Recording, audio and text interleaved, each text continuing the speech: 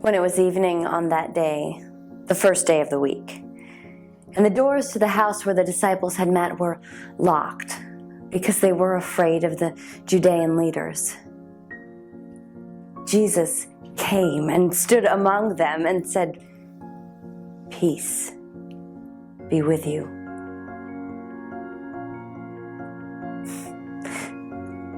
And then he showed them his hands and his side. Then the disciples rejoiced when they saw the Lord. He said to them again, "Peace be with you. As the Father has sent me, so I am sending you." And when he had said this, he breathed on them and said to them, "Receive the Holy Spirit. If you forgive the sins of any, they will be forgiven them. But if you retain the sins of any, they will be retained."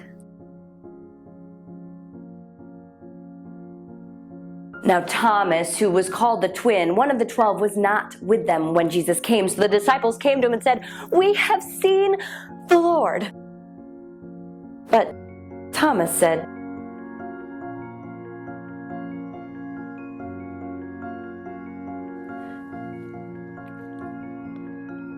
Unless I see the mark of the nails in his hand and put my finger in his hand and my hand in his side, I will not believe." About a week later, the disciples were gathered again in that room, and Thomas was with them this time. And although the doors were shut, Jesus came and stood among them and said, "Peace be with you." And then he said to Thomas, "Put your finger here. Reach out your hand and put it in my side. Do not doubt, but believe." And Thomas said to him,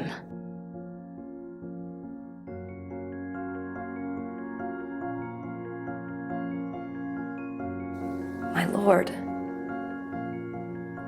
and my God." Jesus said to him, "Have you believed because you have seen me? Well, blessed is anyone who has not seen and yet has come to believe."